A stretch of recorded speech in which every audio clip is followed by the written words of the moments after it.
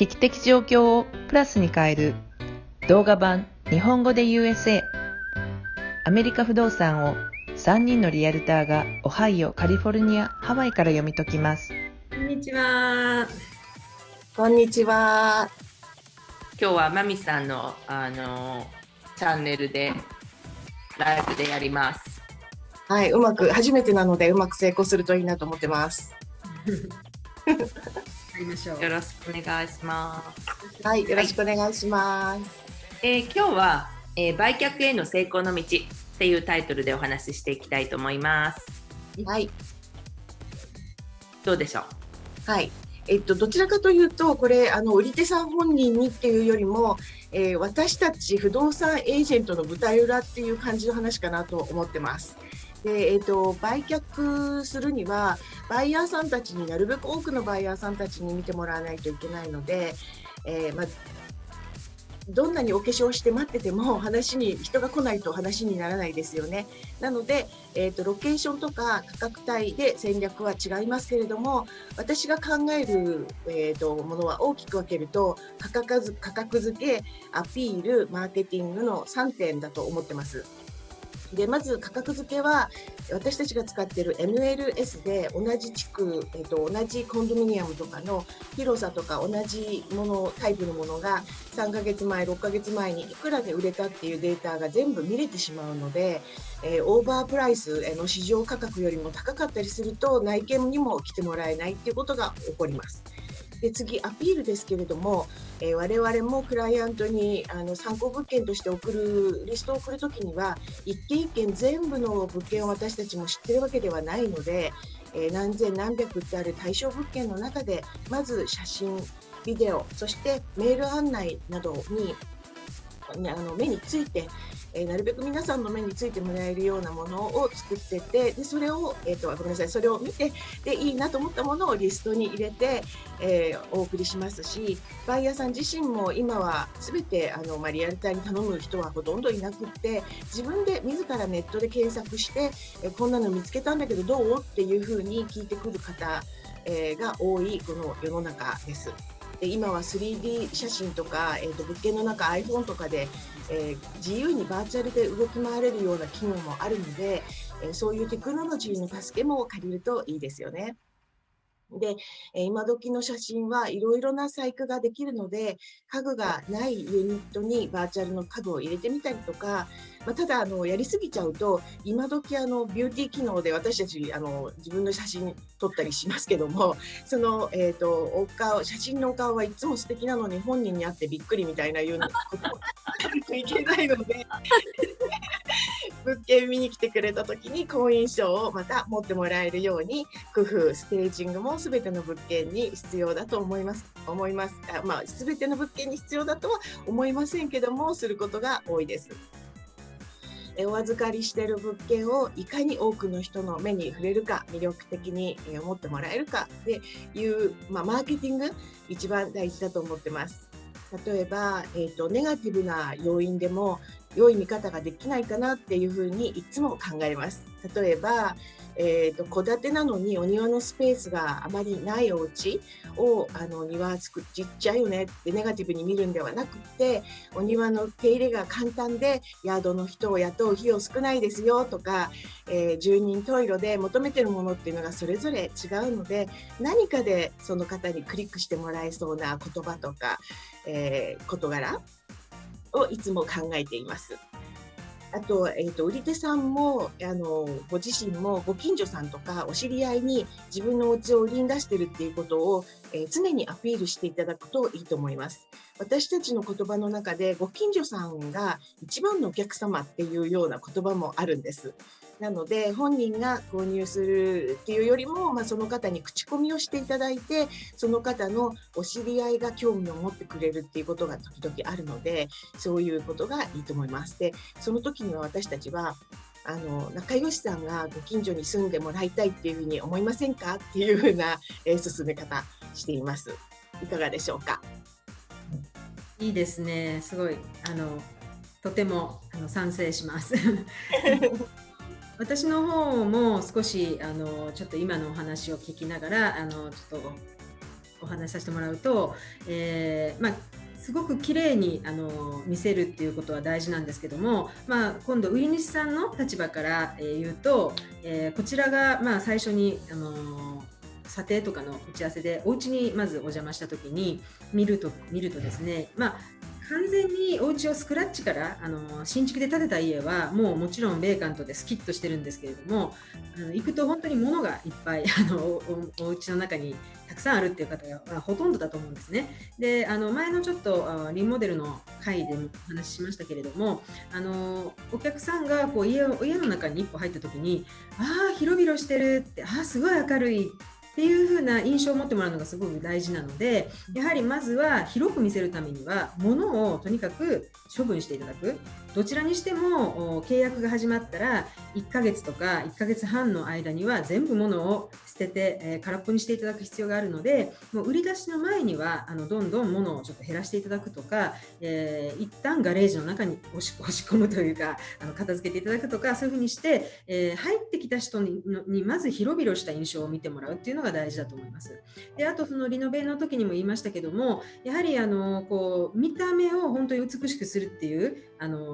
少しタッチアップとか結構少し直すとかっていうのも大事で、完全にお金をやっぱり予算をお客さんにどのぐらいちょっとお金をかけられますかっていうのを一番最初に聞いて、ある程度予算をかけれるようでしたら優先順位をつけて外からこう入ってきた人が見て綺麗だなって思うものとか、裏庭はいいけども前のアプローチは綺麗にしましょうとか、やっぱり強弱をつけて、本当に見た目を綺麗にPR するようにどういうふうにするかっていうのを気をつけるようにしています。であとマミさんが価格のマーケットから逸脱した価格付けをしたら本当に人が見に来ないっていうのはもちろんそうで、アメリカは、さっきの MLS とかがすごく発達しているので、一般の人でもどういう価格で、売り買いされたかっていうヒストリーがかなり見れるようになってるんですね。なので私たちだけじゃなくって探す人も価格が高いとか低いとかっていうのはすごい分かるので、これは戦略なんですけれども、あえてマーケット価格よりもちょっと安くで出してみるっていうのも結構これはやります。でアメリカの場合は、たくさんのオファーが一気にある締め切りを設けて2件3件とか多い時はですね10何件というオファーを、よくオハイオのマーケットのことを言ってらっしゃいますけども、本当にたくさんのオファーが来ることがあって、たくさん来たらですねその来た人に対してカウンターオファーっていうのを出すことができて、これは全員に出したり、あるいは何人かを選んで返すっていうことをするんですけれども、だいたい返し方はこの来たオファーの中で一番高い人にマッチさせて、この価格でどうでしょうっていうことでもう一回戻すんですね。そうすると受け取った人は私にこの金額で来てる、あるいは他の複数の人にこの金額でカウンターが来てるっていうのが分かるので、そうすると競合の人がまたさらに高い値段をつけるかもしれないので、とってもこの物件が欲しいと思ったらまたさらに高い値段でカウンターのお返事を送ってくれるっていう状況になるので、結果的には少し低くで出しても結果的には数万ドル値段が上がるっていうことも普通によくあります。なので、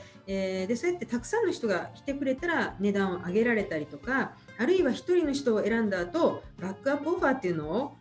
また2番手3番手の人をつけておくことができて、そうするとその後の交渉の時にも結構有利に進められたりするので、本当にマルチオファーをいかに取るかっていうのは契約を有利に進める上でとっても大事だなと思います。はい、お二人が言ったまま全くそのままです。結局のところいかに、私たちってその実勢価格が分かるので、過去にいくらで売れた物件なのかっていうことが分かるので、目標としてはそれよりいかにさらにまた高く売れるかっていうことになると思うんですね。でももう実験で例えば1週間前に同等の物件で、いくらで売れたよっていうものがあるのに、それより高く売ろうと思ったらばもう2つの方法しかないんです。売り物件の数がオハイオだから少なくて売り手さんの方が多いから、もう放っておいても基本的には値段が上がっていくでしょうという状態なのか、そうでなければ仮想にそういう状態を作るんです。つまり仮想にそういう状態を作るっていうのは、さっきひろこさんが言ってくれたみたいに、例えば5000万で売れた物件があったらあえて、4950万ぐらいで売ってみる。あれちょっと安いんじゃんみたいな形にして、少なくとも2人以上の人が競り合ってくれると、前に売れた実勢価格よりも上がっていきます。でそのために何をするのかっていうのがみんな2人で言ってくれたことだと思うんですけれども、そんな中でネイバーレターって私も出してます。マミさんが、そこに住んでいる人にの名前で、今回宮本さんをリアルターとして選びましたと。このうちに住んで何年になります、みんな仲良くしてくれてありがとうみたいなことを書いて、でもこうやって転勤で住むことに移ることになっちゃったので残念だけどこのお家を売るんですよ。もしあなたの知り合いとか同僚とかでここら辺に住みたいと思ってる人がいたら教えてくださいねみたいな手紙をその売り主の方の名前で出させてもらいます。でそうするともうそれだけでオファーが入ってきたりすることも普通にあったりとかするので、その人に売るか売らないかはまた別のことですけども、そうすることによって普通に MLS に出すだけじゃなくって実地の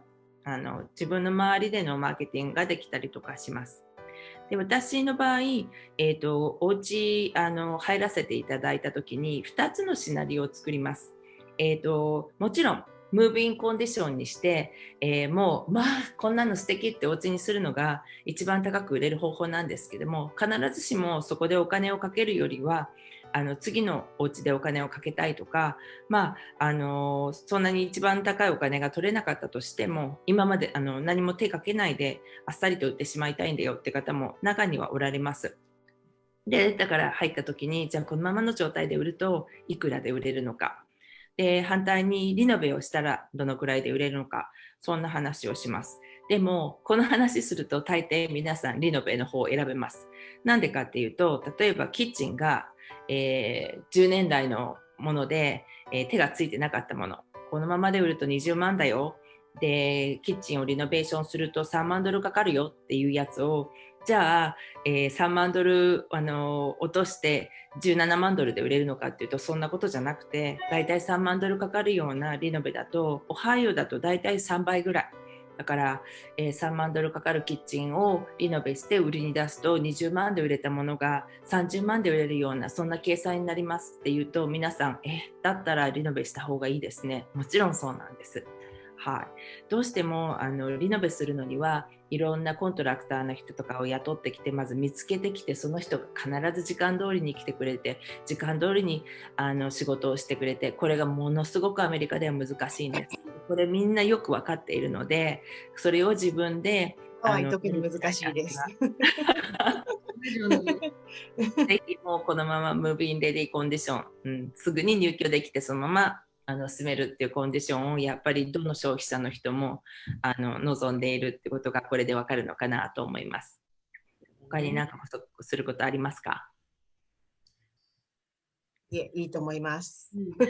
こんな感じです。はい。